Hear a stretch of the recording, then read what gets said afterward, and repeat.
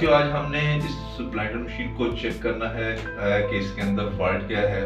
इसकी इस जो ऊपर वाला कोट है इसको भी हमने खोलना है ताकि घर में बासानी अगर किसी साथी ने घर में रिपेयर करना हो, इसका ये ऊपर वाला कोट चेंज करना हो तो वो बासानी इसको चेंज कर सके। और इसको देखना है कि इसके अंदर फॉल्ट कौन सा है। पहले भी मैंने बताया था कि हमेशा जब भी आपने किसी चीज़ का फॉल्ट टेस्ट करना है तो उसको आपने उसके प्लग से शूज से आपने चेक करना शुरू करना है। ये नहीं कि आप सारी मशीन को उसकी वाइंडिंग को सारे को खोल दें पहले से ही। तो हम स्टेप बाय स्टेप इसके जो इसके अंदर फॉल्ट हो सकता है उसको चेक करते हैं।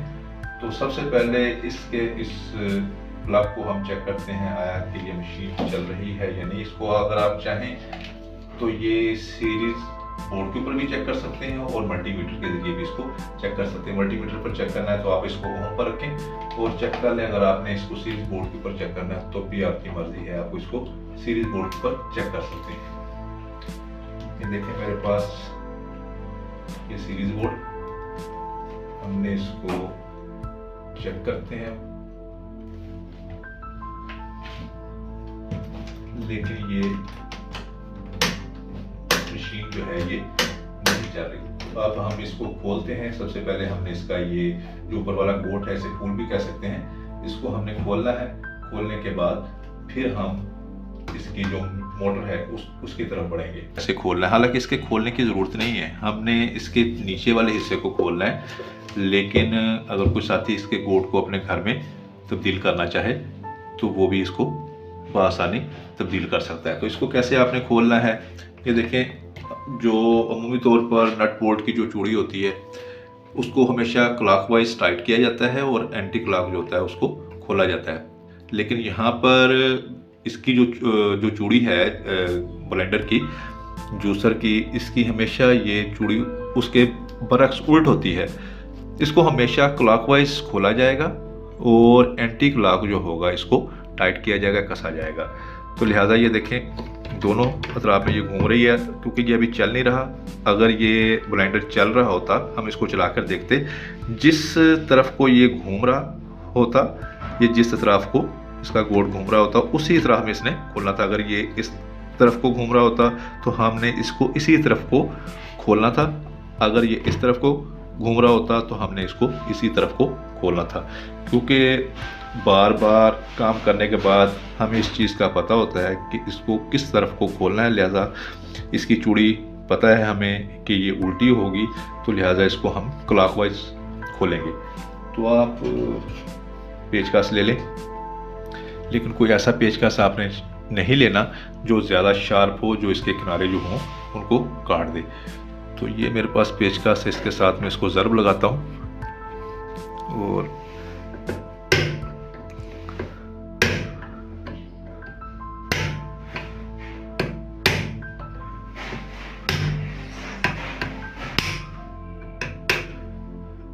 ये देखिए साथियों, तो यहाँ पर ये जो चूड़ी है ये क्लॉकवाइज खुल चुकी है।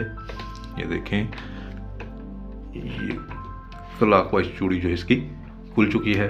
अगर आपने दोबारा इसको टाइट करना है, लगाना है, तो आप इसको दोबारा इसके ऊपर रखेंगे और इस गोट को आपने एंटी क्लॉक जब घुमाएंगे तो ये दोबारा टाइट हो जाएगी। जी तो साथियों, यहाँ पर अब हमने इसको खोल लिया है। मैंने पहले भी बताया ओम मीटर के साथ इसको चेक करना चाहते हो तो ठीक है। अगर आप ओम मीटर के साथ नहीं चेक करना चाहते, इसको सीरीज बोर्ड के ऊपर चेक करना चाहते हैं तो तब भी आपकी ये जैसे आपका दिल चाहे वैसे आप कर सकते हैं। तो ये देखिए हम इसको अब चेक करते हैं सीरीज बोर्ड के ऊपर। तो मैंने इसको यहाँ पर लगाया और यहाँ पर सबसे पहले इसकी लीड को चेक कर रहा हूँ। यहाँ पर देखें बटन दबाने के बावजूद भी किसी किस्म का इसके अंदर मूवमेंट नहीं हो रही है, चल नहीं रहा। तो अब हम इसके पहले इस लीड को चेक कर लें कि लीड के अंदर तो किसी जगह पे ये फॉल्ट नहीं है। देखिए सारे बज़ाहिर इसकी ये जो पॉइंट के साथ इसकी स्विच जो है उसके साथ ये लगी हुई दिखाई दे रही हैं, ये भी ठीक है। तार जो है तो कार्बन पुश के पॉइंट हैं वो भी ठीक दिखाई दे रहे हैं। इसके जो फील्डों की तरफ तार जा रही है वो भी ठीक है। इसके अंदर कोई इतना बड़ा फॉल्ट नहीं होना चाहिए। अगर मोटर चल चुकी है, जो नए साथी हैं बाज़ार से मोटर परचेज करके इस मोटर को निकाल कर साथ ले जाएं। इसी साइज़ की आप मोटर बाज़ार से लाकर ये 2 तारें आपने उतार कर, यहाँ से ये 2 तारें जो हैं आपने उतार कर इसी जगह पे मोटर को आपने दोबारा इंस्टॉल कर देना है, कस देना है। आपकी जो प्लांटर मशीन होगी, जूसर मशीन होगी, उसके अंदर आप खुद भी मोटर जो है वो लगा सकते हैं। तो यहाँ से ढीला कर लेते हैं और इसको अब यहाँ से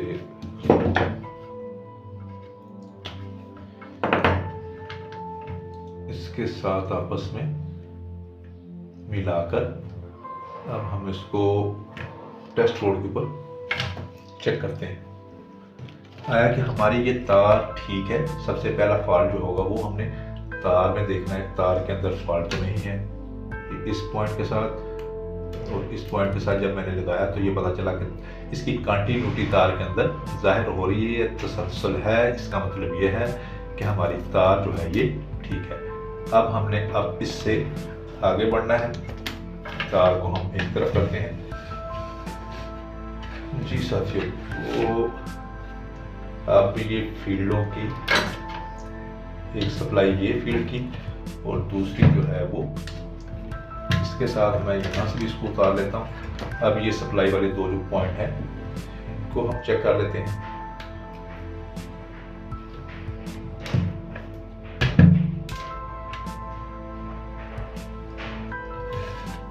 यहाँ पर सप्लाई देके देखते हैं कि किस जगह पे हमारा इस ब्लेंडर मशीन के अंदर किस जगह पे फॉल्ट है। सबसे पहले इस तार पर और इस तार पर मैं सप्लाई देखता हूँ, लेकिन उसके बावजूद यहाँ पर किसी किस्म की कोई मूवमेंट नहीं होती इसकी। अब इसके जो पॉइंट है उसको मैं चेक कर लेता हूँ। ये देखें, इसका मतलब ये है कि इसकी ये फील्ड जो है वो बिल्कुल ठीक है। ये देखें दोबारा, ये फील्ड जो है ये तार और ये तार इस फील्ड की है, लिहाजा यहाँ पर फील्डों में करंट आ रहा है। अब इस फील्ड को भी चेक कर लेते हैं। इस फील्ड को भी कर दिया तो यहाँ पर भी करंट आ रहा है। ये फील्ड भी ठीक है, ये फील्ड भी ठीक है, लेकिन यहाँ पर ये नहीं चल रही मोटर। इसके कारण कुछ को खोल के हम उनको देखते हैं।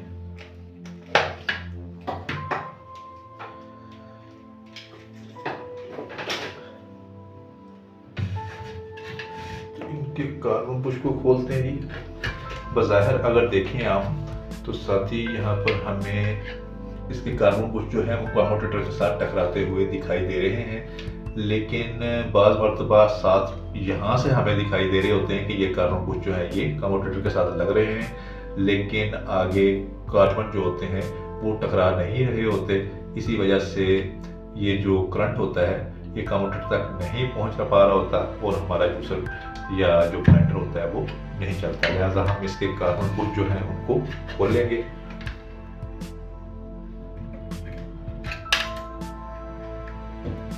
देखिए साथी, यहाँ से आपने ये कार्बन निकाला, ठीक है, इसको भी हम साफ करेंगे और इसी तरीके से हाँ इस कार्बन पुश को भी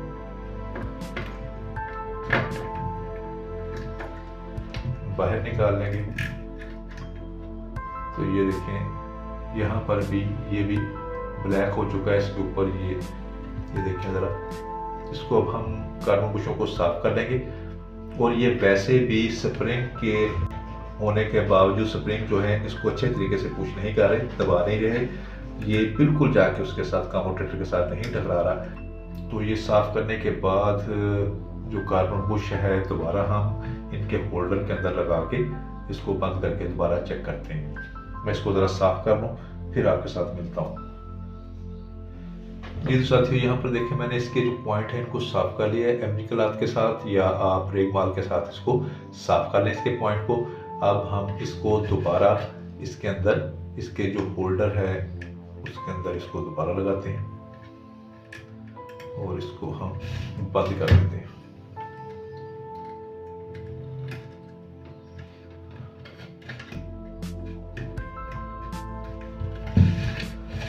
इसी तरीके से इस होल्डर में ये वाला कार्बन बुश अगर ये टूट चुके हैं या ख़राब हो चुके हैं या छोटे हो चुके हैं तो आप ये नए लेकर यहाँ पर होल्डर में दोबारा इनको लगा सकते हैं। लेकिन अगर ये आपको सही महसूस हो रहे हैं तो आप इनको साफ करें, साफ करने के बाद दोबारा आप इनको होल्डर के अंदर लगा लें।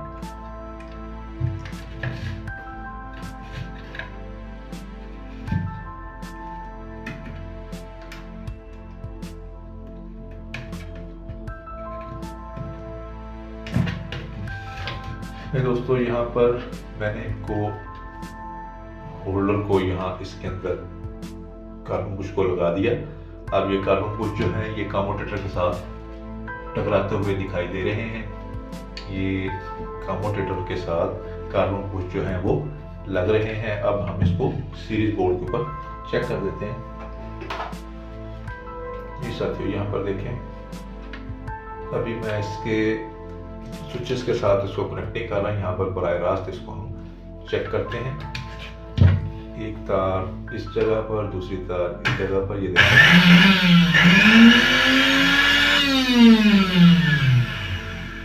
हमारा ग्राइंडर चल रही है। इसका मतलब जो फॉल्ट था वो कार्बन बुशेस के साथ जो होल्डर के अंदर से जाके ये कम्यूटेटर के साथ नहीं टकरा रहे थे। जब हमने इनको साफ किया तो ये अब कार्बन बुश जो है ये कम्यूटेटर के साथ टकरा रहे हैं, लग रहे हैं। इसी वजह से हमारी मोटर जो है ये चलना शुरू हो गई।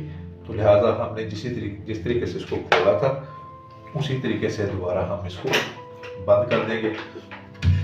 सबसे पहले हम इसके जो टांके हैं वो जिस जगह से हमने उतारे थे उसी जगह पर हम इसको दोबारा लगा देते हैं। जी तो दोस्तों यहाँ पर हमने जहाँ से तारों को खोला था उसी जगह पर हमने तारों को दोबारा लगा दिया और जिस जगह पर हमने इसके टांके जो थे वो उतारे थे इसको हमने वहाँ पर दोबारा तारों को सोल्ड कर दिया है। अब हम इसको सीरीज बोर्ड के ऊपर दोबारा चेक कर लेते हैं। ये देखें, इसको सीरीज बोर्ड के ऊपर लगाता हूँ और यहाँ से हम इसको ये आपको मशीन के जो फॉल्ट था इसके अंदर वो कार्बन बुश जो थे वो कम्यूटेटर के साथ नहीं टकरा रहे थे। इसी वजह से जो सप्लाई थी वो कम्यूटेटर को नहीं पहुंच रही थी और हमारा जो ये ब्लाइंडर था वो नहीं चल रहा था। तो इसको अब हम बंद कर लेते हैं। इसकी फिटिंग जिस तरीके से हमने इसको खोला था इसी तरीके से इसको हम दोबारा फिट कर लेते हैं। जी तो साथियों यहाँ पर हमने इसको दोबारा फिट कर लिया है। इसके ऊपर हमने अब ये बोल्ट दोबारा लगाना है। मैंने पहले भी आपको जैसे बताया था कि ये अब इसके ऊपर क्योंकि चूड़ी तो हमेशा सीधी जो होती है ये क्लॉकवाइज जो होती है ये टाइट होती है ये, लेकिन ये जूसर की जो चूड़ी है ये क्लॉकवाइज जो होगी ये टाइट नहीं होगी बल्कि ये खुलेगी और एंटी क्लॉक जो होगा ये इसको हम दोबारा कसेंगे। ये देखें, इसके ऊपर हमने इसको कस दिया। अब इसको हमने टाइट करने की जरूरत नहीं, जैसे इसके ऊपर जग वगैरह रखेंगे तो ये खुद चलने के बाद टाइट हो जाएगा। तो इसको हम चेक कर लेते हैं। यहाँ पर सीरीज बोर्ड में मैं लगाता हूँ। मशीन को देख रहे हैं, हमारी मशीन जो है ये अब चल रही है। इसका फॉल्ट भी आप लोगों को मैंने बता दिया कि इसके जो कार्बन बुश थे बज़ाहिर यूँ महसूस हो रहा था कि वो कम्यूटेटर के साथ टकरा रहे हैं, लेकिन वो कम्यूटेटर के साथ नहीं लग रहे थे। तो हमने जैसे ही जो बुश हैं उनको साफ किया, होल्डर के अंदर दोबारा लगाया तो ये हमारी मशीन जो है वो